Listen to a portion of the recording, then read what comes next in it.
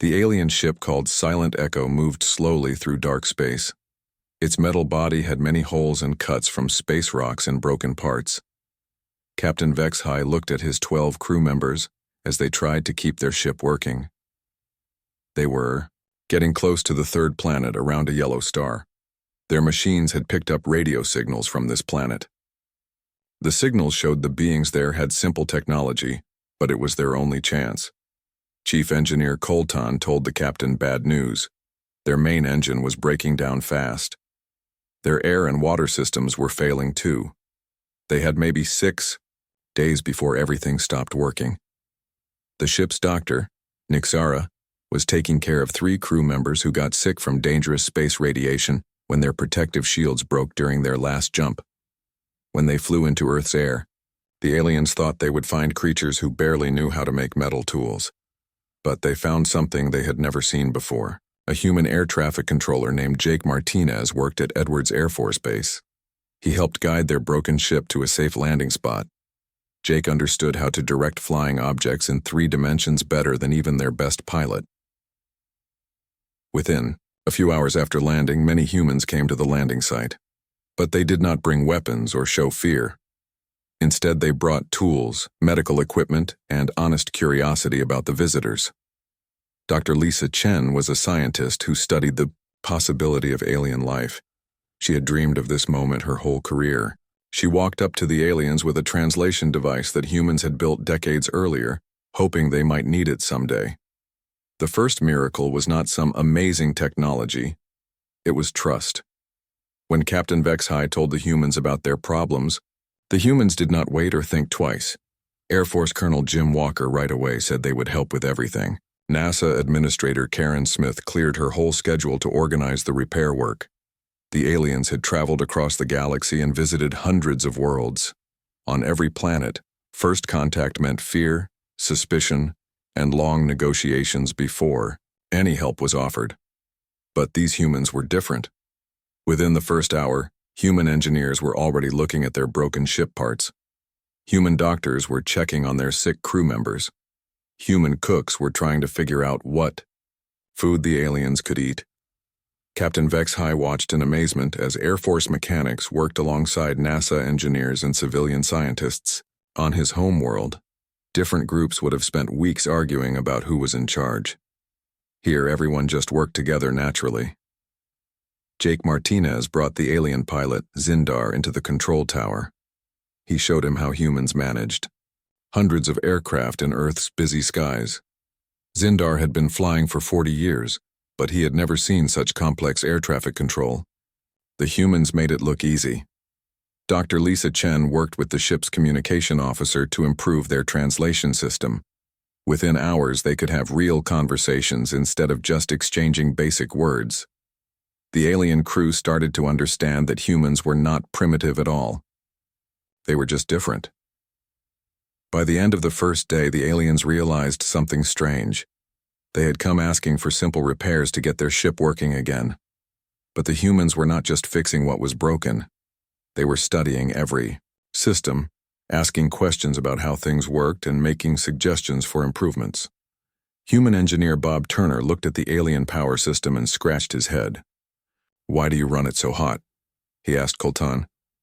"If you adjusted this setting and added some cooling here, you could get 30% more power and it would last twice as long." Colton was confused.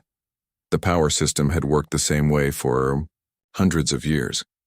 Why would they change it? But Bob was already sketching ideas on paper, showing how simple modifications could make everything better. Dr. Susan Lee worked with alien Dr. Nixara to treat the radiation-sick crew members. But she did not just treat the symptoms. She wanted to understand alien biology completely. She asked hundreds of questions and shared human medical knowledge freely. By evening, she had ideas for treatments that might work better than anything the aliens had ever used. The aliens had expected to find primitive beings who might help them with basic repairs.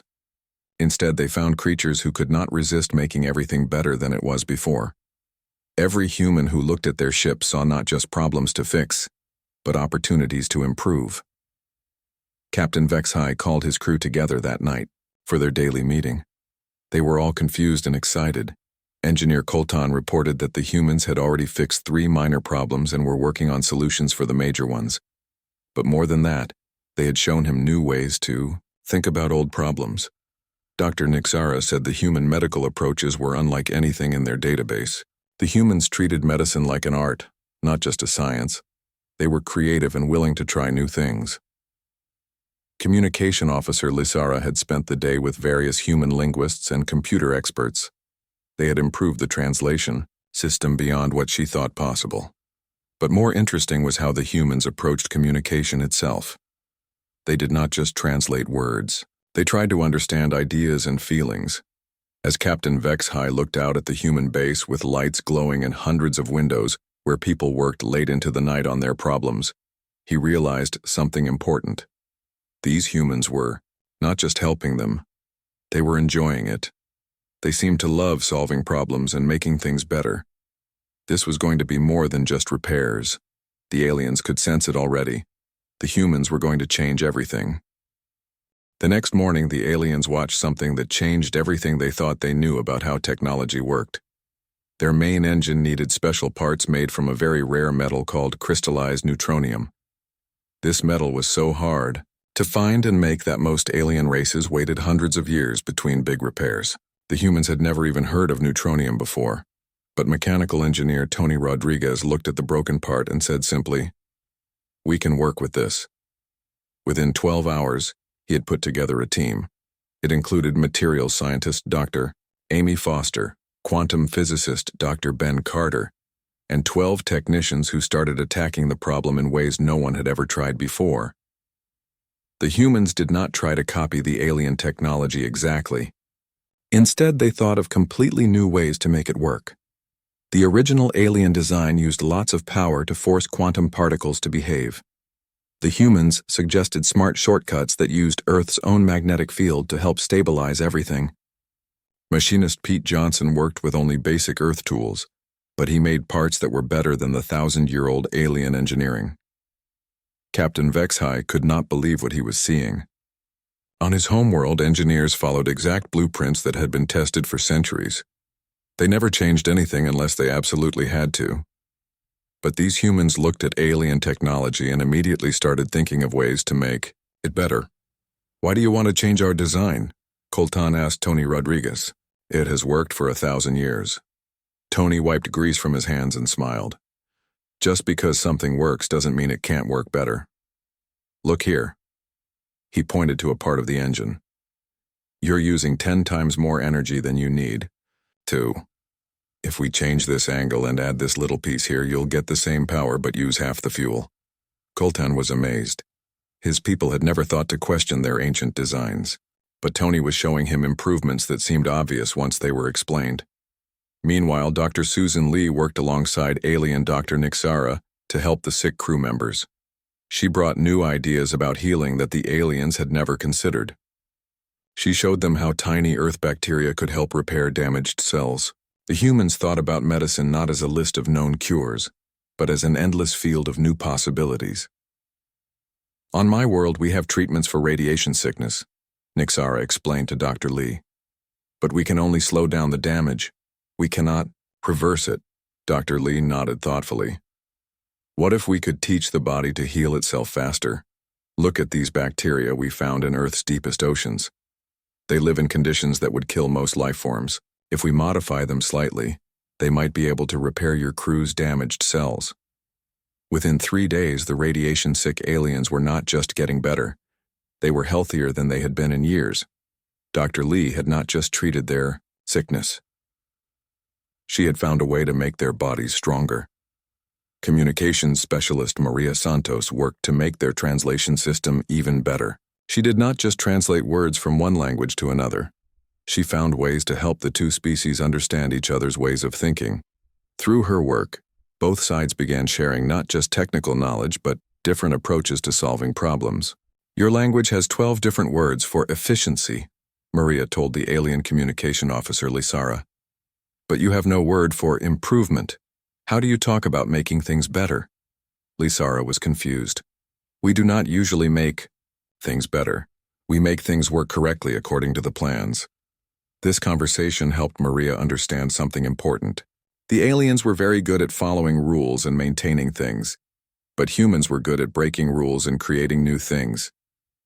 She started teaching the aliens human words like innovation, creativity, and thinking outside the box. By the third day, more humans had joined the repair effort.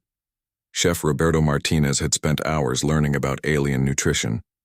Then he created new meals that not only met their dietary needs, but actually made the alien crew feel more energetic and happy than they had felt in months. "This food is better than our standard nutrition tablets," admitted alien crew member Toswin. "How did you make it taste so good and still be healthy?" Roberto laughed. "Why shouldn't food taste good? Life is short. We might as well enjoy what we eat." This was another new concept for the aliens. On their world, food was fuel for the body, nothing more. But humans made food into an art form that brought pleasure and brought people together. Dr. Carol Zhang, a psychologist, noticed that the alien crew seemed very tired and stressed. They had been following strict mission rules for decades with no break. She introduced them to ideas about rest, fun, and personal expression that their serious society had never developed. She taught them human games, showed them human art, and explained the concept of hobbies. For the first time in their lives, the aliens experienced activities that had no practical purpose except to bring joy. The repairs were going faster than anyone had expected. But more importantly, the aliens were learning new ways to think about everything. They were discovering that problems were not obstacles to endure, but puzzles to solve creatively. Captain Vexhai realized that his crew was changing. They were asking more questions, suggesting improvements, and even laughing sometimes. The humans were not just fixing their ship. They were fixing something in the aliens themselves that they had not even known was broken. As the work continued, the aliens realized they were not just getting their ship fixed. They were watching a completely different way of living. Engineer Danny Kim looked at their propulsion system and suggested changes that would make it 40% more efficient. When Captain Vexhai asked how Danny thought of such improvements, the human just shrugged and said, "Why wouldn't we try to make it better?" This question confused all the aliens. Their civilization had reached a stable level of technology centuries ago. Changes came slowly and rarely. Everything worked according to ancient plans that had been tested for thousands of years. But humans seemed unable to leave anything alone without trying to improve it. The alien crew watched in amazement as humans constantly questioned everything. Why does this take so long? Why use so much energy? What if we tried it this way? The humans asked questions that the aliens had never thought to ask. Chief Engineer Colton worked with Danny Kim every day. Danny showed him how small changes could make big differences. A tiny adjustment here could save energy. A different angle there could reduce wear and tear. These were not complicated ideas, but no alien had ever thought of them. On our world, we believe that if something is not broken, you should not change it, Colton explained to Danny. Danny looked puzzled. But even if something works, it could always work better, right? There's always room for improvement. This was a revolutionary idea for Colton. His people had been taught to maintain and preserve, not to innovate and improve. But now he was seeing that there was another way to think about technology and life. Chef Roberto Martinez spent time every day learning more about alien nutrition. But he did not stop at just meeting their basic needs. He created meals that were not just healthy, but delicious and beautiful. The alien crew had never experienced food as anything more than necessary fuel for their bodies. "This is wonderful," said alien crew member Rilka as she ate Roberto's latest creation. "But why do you spend so much time making food taste good? It is not necessary for survival." Roberto smiled as he arranged colorful vegetables on a plate. "Life is more than just surviving. It should be enjoyable too. Food brings people together. It makes us happy. Why not make it as good as possible?" This was another new concept for the aliens. They had always focused on efficiency and function, but humans seemed to believe that beauty and pleasure were just as important as practicality. Dr. Carol Zhang, the psychologist, had been observing the alien crew carefully. She noticed they seemed tired in a deep way that had nothing to do with physical exhaustion. They had been following strict rules and schedules for decades without any personal time or creative expression. She introduced them to human concepts of recreation, art, and personal hobbies. She taught alien pilot Zindar how to paint landscapes. She showed communication officer Lizara how to write poetry.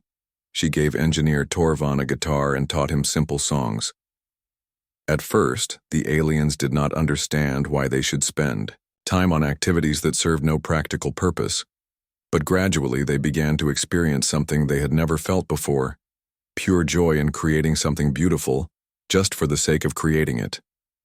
"I do not understand," Zindar said to Dr. Zhang as he painted a sunset. "This painting serves no function. It does not help repair the ship. Why does it make me feel so happy?" Dr. Zhang watched him carefully add orange and pink colors to his canvas. "Because you're expressing yourself. You're creating something that didn't exist before. That's one of the most human things there is. The need to create and express ourselves." One afternoon, pilot Nina Taylor took Captain Vexhai on a flight in an F-16 fighter jet. There was no practical reason for this flight. Nina simply wanted to share the joy of flying with someone who understood it. For 20 minutes, they soared through Earth's blue sky, performing loops and rolls just for the pure pleasure of flight. When they landed, Vexhai was quiet for a long time. Finally, he spoke to Nina with wonder in his voice. "That was the first time in my life I have done something purely for joy. We flew not to go somewhere or accomplish a mission, but simply for the pleasure of flying itself." Nina grinned. "That's what we call fun. Life's too short not to enjoy it." This 20-minute flight changed something fundamental in Vexhai's understanding of existence. His people had always believed that every action must serve a purpose in advancing their civilization or completing their duties, but humans showed him that sometimes the best purpose was simply to feel alive and happy. As the repairs entered their third week, the aliens realized their ship was not just being fixed. It was being transformed. Human modifications had made it faster, more efficient, and more comfortable than it had ever been. But the greater transformation was happening to the crew themselves. They were learning to think differently about everything. Problems were not obstacles to endure but puzzles to solve creatively. Mistakes were not failures to be ashamed of, but opportunities to learn and improve. Life was not just about following rules and completing missions but about growing, creating, and finding joy in existence. Dr. Nixara worked with several human doctors to completely redesign their medical bay. The new design was not just more efficient, it was also more comfortable and welcoming. The humans had added soft lighting, plants, and even artwork to make sick crew members feel better emotionally as well as physically. "Why do you care so much about how patients feel?" Nixara asked Dr. Susan Lee. "Is it not enough to cure their illness?" Dr. Lee was arranging flowers in the medical bay. "Healing is about more than just fixing what's broken. It's about making people feel whole again. A patient who feels cared for and comfortable will heal faster than one who feels like just another problem to solve." By the end of the third week, the Silent Echo was ready to fly again. But it was no longer the same ship that had limped to Earth seeking basic repairs. It had been reborn as something better than its builders had ever imagined possible. More importantly, its crew had been transformed too. They had discovered creativity, joy, and the endless possibility of improvement. They had learned that there was always a better way, always room to grow, and always a reason to hope for something more wonderful than what existed today. When the Silent Echo finally left Earth, it carried much more than just a repaired ship. Chief Engineer Colton had filled their computer databases with human ways of solving engineering problems. Dr. Nixara had learned medical techniques that would change alien healthcare forever. But most importantly, they carried a completely new way of thinking about life itself. The aliens had always believed in following established rules and accepting limitations. The humans had shown them that every limitation was simply a problem that had not been solved yet. Every system could be improved. Every challenge was a chance to create something better. Captain Vexhai stood on his ship's bridge as Earth grew smaller behind them. He thought about everything that had happened during their 3 weeks on the planet. They had come seeking simple repairs to get home. Instead, they had discovered a new way to exist. 6 months later, Captain Vexhi's reports to the High Council on his homeworld caused the biggest change in their civilization's history. The ideas he shared about human thinking shocked the leaders who had ruled for centuries using the same old methods. They question everything, Vexhi told the council. When they see a problem, they do not just fix it. They ask why the problem exists in the first place. Then they find ways to prevent it from happening again. And then they find ways to make everything work better than it did before.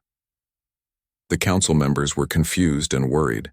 Their society had been stable for 1,000 years because everyone followed the same rules and never questioned the established ways of doing things. But Vexhi was describing something completely different.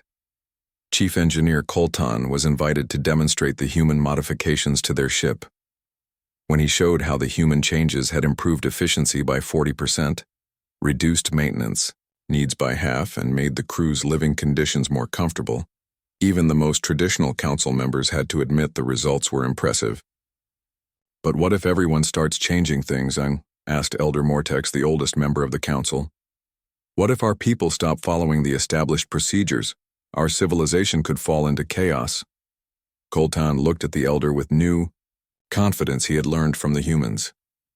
What if our civilization could become something even better than it is now?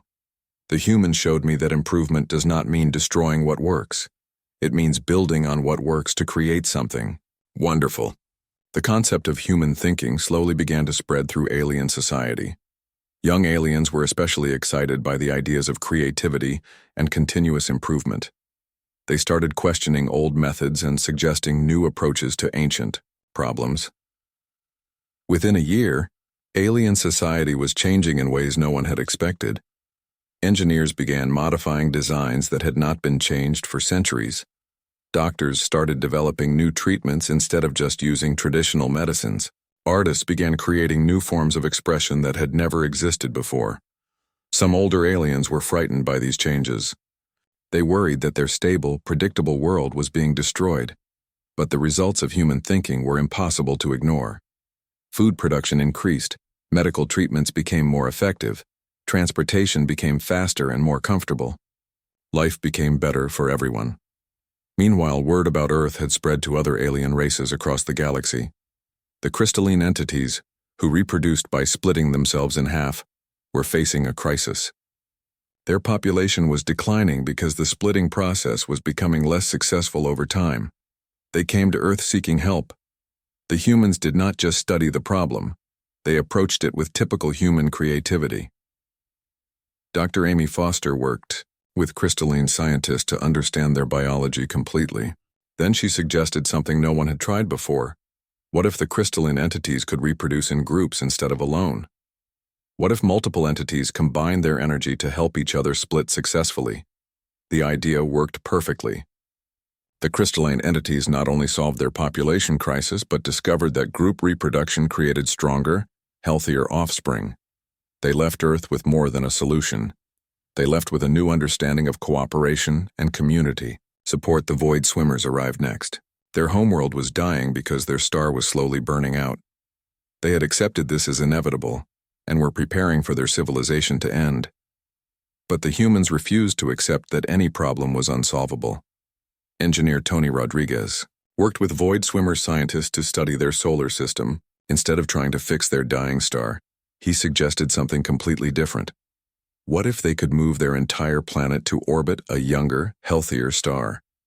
The project took 3 years and required cooperation between humans and dozens of alien species. But it worked. The Void Swimmers' world now orbited a new star, and their civilization was saved. More importantly, they had learned that no problem was too big to solve if enough creative minds worked together. Each alien species that visited Earth arrived expecting technical solutions to their problems. Instead, they left with something much more valuable: hope and the knowledge that they could create their own miracles if they learned to think like humans. Dr. Lisa Chen, now the head of the Interspecies Cooperation Initiative, often thought about that first day when the Silent Echo had landed at Edwards Air Force Base. Humanity had always wondered what they might learn from contact with alien civilizations. They had never imagined that their greatest gift to the galaxy would be their refusal to accept that anything was impossible. The humans had shown the galaxy that every species had unlimited potential for growth and improvement. They had taught aliens that problems were not punishments to endure, but opportunities to create something better.